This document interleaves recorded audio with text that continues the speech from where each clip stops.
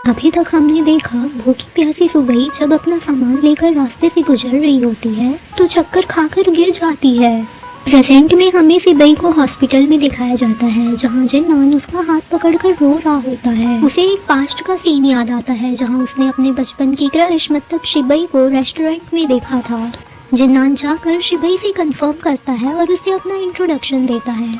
इतने में ही प्रेजेंट में शिबई को होश आ जाता है। जिन्नान ना उसे सॉरी बोल रहा होता है। वो बोल रहा होता है कि उस दिन मैं तुमको लेने आया था लेकिन तुम्हें ऑफिस में बिजी देखकर मैं चले गया। अगर मैं उस दिन फालतू का नाराज नहीं होता और कॉल कर देता तो तुम्हारे साथ ऐसा कुछ नहीं होता। मुझे माफ कर दो, ये सब मेरे ही कारण हुआ है। सिबई कहती है इसमें तुम्हारी कोई गलती नहीं है, ये एक एक्सीडेंट है और किसी ने भी ऐसा एक्सपेक्ट नहीं किया था। यहाँ पर ना शिबई उससे कहती है कि मैं पुलिस रिपोर्ट कराना चाहती हूँ, अब मैं और जुल्म बर्दाश्त नहीं कर सकती।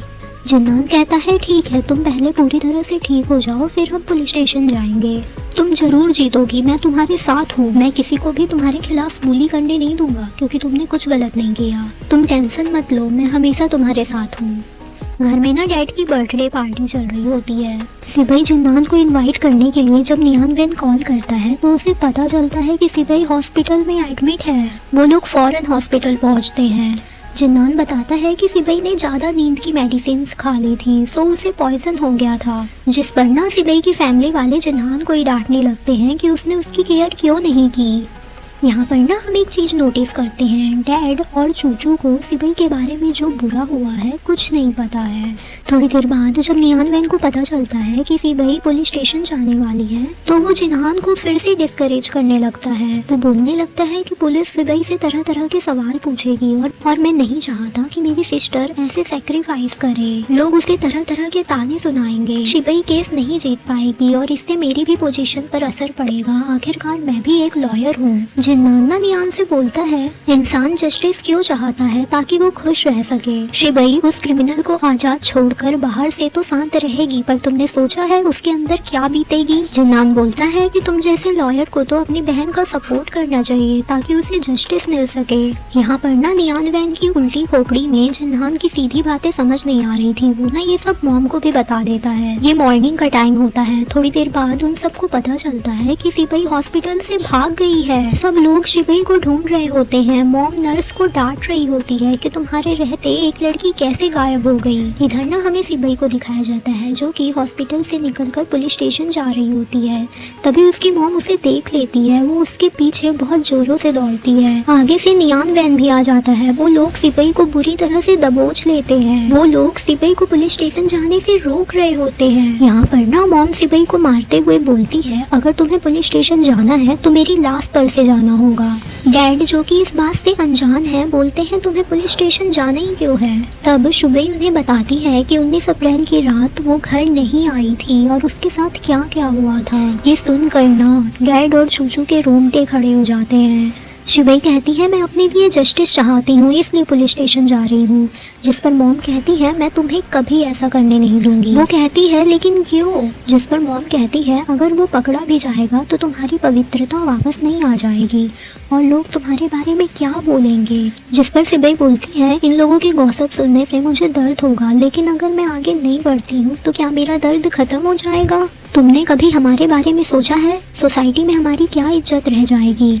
और मैंने अभी नियान वैन का चूचू से रिश्ता भी फिक्स कर दिया है। तुम हमेशा से अपने ही बारे में सोचती हो, तुम सेल्फिश हो। ये सुनकर ना शिबई को बहुत जोरों से धक्का लगता है। जिस फैमिली के लिए उसने अपनी पूरी लाइफ सेक्रीफाइस कर दी आज वही फैमिली उसे ऐसे बोल रही है। शिबई बोलती है सेल्फिश मैं हूँ, सेल्फिश तो आप लोग हैं। मेरे बाद आपको एक बेटा चाहिए था तो मुझे 2 साल की उम्र में आप लोगों ने विलेज में छोड़ दिया। जब मैं पढ़ने के लिए सिटी आई और डैड की जॉब चली गई फिर भी नियान वैन को अच्छे स्कूल में पढ़ाया गया और मेरा स्कूल छुड़वा के मुझसे काम कराया गया। मैंने अपनी पढ़ाई में आप लोगों का एक पैसा खर्च नहीं किया बल्कि स्कॉलरशिप से आप लोगों का पालन पोषण किया। क्या मैंने गलत किया। और हाँ, ग्रेजुएशन के बाद मुझे एक अच्छी जॉब मिलने वाली थी लेकिन आपने वहाँ अगर सीन क्रिएट कर दिया और मेरी जॉब छुड़वा दी, मुझसे जबरदस्ती घर में काम करवाया। क्या ये सही था। यहाँ पर ना शिबई बहुत ज्यादा इमोशनल हो चुकी थी। वो अपनी मॉम को कहती है कि सेल्फिश तो आप हैं। जब मेरी शादी हुई तो आपने कभी भी मेरी और जिन्नान के बारे में कुछ नहीं पूछा लेकिन आज जब नियान वैन की शादी हो रही है तो उसके लिए लोन भी मुझे से लिवाया गया।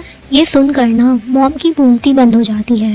और नियान जो कि ये सब सुन के बहुत ज्यादा रिग्रेट फील कर रहा था, बोलता है मुझे माफ कर दो, मेरी आंखों के सामने ये सब होता रहा लेकिन मैं ये सब नहीं देख पाया। मैंने बचपन से यही सोचा कि मैं एक लड़का हूँ तो ये मेरी प्रायोरिटी है। मैंने बचपन से सिर्फ अपने बारे में सोचा है, मैंने तुम्हारे बारे में कभी सीरियसली सोचा ही नहीं, प्लीज मुझे माफ कर दो। यहाँ पर ना नियान वैन कहता है मैं तुम्हारे साथ हूँ, एक लॉयर और ब्रदर दोनों की हैसियत से। अगर आज तुम अपनी राइट्स के लिए नहीं लड़ोगी तो कोई नहीं जान पाएगा क्या सही है और क्या गलत है। रिजल्ट चाहे जो कुछ भी हो, तुम गलत नहीं हो, मैं तुम्हारे साथ हूँ। ये सब सुनकर ना सिबई को थोड़ा अच्छा फील होता है। नेक्स्ट सीन में हमें सिबई को पुलिस स्टेशन में दिखाया जाता है। बाहर जिन्नान और नियान उसके साथ आए होते हैं। सिबई पुलिस को सारी इन्फॉर्मेशन देती है। जब वो कार में बैठी थी तो वो बहुत ज्यादा ड्रंक थी। बीच में उसे एक बार होश आया था। वो कार के पीछे की सीट में बैठी हुई थी और उसके दोनों हाथ आंखें बंधी हुई थी। यहाँ पर ना पुलिस उससे तरह तरह के सवाल पूछ रही होती है, जिस पर सिबई बहुत ज्यादा एम्बेरस फील करने लगती है। जिस पर ऑफिसर लिन उसे कहती है ये हमारी ड्यूटी है, हमें तुमसे ऐसे सवाल पूछने पड़ेंगे, अगर तुम ऐसे जवाब नहीं दोगी तो आगे का रास्ता तुम्हारे लिए डिफिकल्ट हो जाएगा। फाइनली पूछताछ के बाद जब कैप्टन शाह बाहर आते हैं तो जिन्नान को शाबाशी देते हैं। बोलते हैं तुम्हारे जैसा पति हजारों में एक को मिलता है जो कि ऐसे वक्त में भी अपनी पत्नी के साथ है। मुझे गर्व है कि तुम मेरे फ्रेंड हो। यहाँ पर कैप्टन शाह सिबई को घर जाकर रेस्ट करने के लिए बोलते हैं और बताते हैं कि पुलिस ऑलरेडी उनके केस में पहले से इन्वेस्टिगेशन कर रही है, उसे जस्टिस जरूर मिलेगा। जाते टाइम सिबई बहुत ज्यादा थक चुकी थी तो जिन्नान उसे उठा लेता है। वो उससे पूछता है कि क्या वो अब ठीक है, जिस पर सिबई कुछ नहीं बोलती और बस मुस्कुराते हुए जिन्नान को देख रही होती है। नाइट में भी जिन्नान खुद अपने हाथों से सिबई को नूडल्स खिलाता है। सिबई बोलती है कि आज मैं पहली बार पहले से अच्छा फील कर रही हूँ। अगले दिन कैप्टन शाह अपनी पूरी टीम के साथ मैनेजर फैन की इन्वेस्टिगेशन करने बैंक पहुँचते हैं। यहाँ पर ना मैनेजर फैन आर्ग्यू कर रहा होता है कि जरूर पुलिस से कोई गलती हुई है, यहाँ तक कि वो कैप्टन शाह को बोलता है कि मैं आपके सीनियर को जानता हूँ, वो आपको मेरे बारे में सब कुछ अच्छे से बता देंगे। जब कैप्टन शाह उसका फोन रख लेते हैं और उसे ले जाने लगते हैं तो फोन बोलता है कि मुझे कुछ इम्पोर्टेंट डॉक्यूमेंट्स जमा करने हैं, क्या आप 2 मिनट रुक सकते हैं, जिस पर कैप्टन शाह हाँ कर देते हैं। फैन अब ताऊ को बुला के बोलता है कि मैंने इन सारे इम्पोर्टेंट डॉक्यूमेंट्स में साइन कर दिए हैं, जल्दी से इसे देख लो। इसके बाद पुलिस फॉर्म को वहाँ से ले जाती है, जल्दी से इसे देख लो। इसके बाद ना पुलिस फैन को वहाँ से ले जाती है। एक्शन में हमें मॉम और सिबई को दिखाया जाता है जो कि हॉस्पिटल के प्लेसमेंट एरिया में वॉक कर रही होती है। मॉम चुपचाप सिबई के साथ बस चल रही थी। वो अभी भी सिबई से बहुत नाराज थी। वो चाह रही थी कि सिबई रिपोर्ट वापस ले ले। वहीं से ना 2 लेडीज गुजर रही होती है, जिसमें से एक लेडी बोलती है तुमने सुना टेक्ला कंपनी के बैंक मैनेजर को पुलिस अरेस्ट करके ले गई है, पता है उसने किसी लड़की का रेप किया है। ये बात सुनकर ना मॉम और भी ज्यादा फ्रस्ट्रेट फील करती है। मॉम उसे फौरन अपने वार्ड में जाने के लिए कहती है। रूम में सिबई देखती है जिन्हान अभी भी उसकी केयर करने में लगा हुआ था। वो बोलती है तुम अब अपनी शॉप में जा सकते हो, मैं थोड़ा बेटर फील कर रही हूँ, और वैसे भी मॉम अब चूचू है ना मेरी देखभाल करने। जिन्हान बोलता है ठीक है, अगर तुम्हें किसी भी चीज की जरूरत हो तो मुझे फौरन बोल देना। नेक्स्ट सीन में हम मैनेजर फैन को देखते हैं जो कि पुलिस कस्टडी में होता है। यहाँ पर ना उसके हाथ पैरों को जंजीरों से बांध दिया गया था। वो ना आग बबूला हो चुका था। वो पुलिस से बोलता है कि इस सब की क्या जरूरत थी, आपको तो सिर्फ इन्वेस्टिगेशन करनी थी ना। जिस पर ऑफिसर लिन कहती है हमसे ज्यादा सवाल जवाब मत करो, ये भी इन्वेस्टिगेशन का एक पार्ट ही है। ऑफिसर लिन जब 9 अप्रैल की रात सिबई के साथ घटी घटना के बारे में उससे पूछती है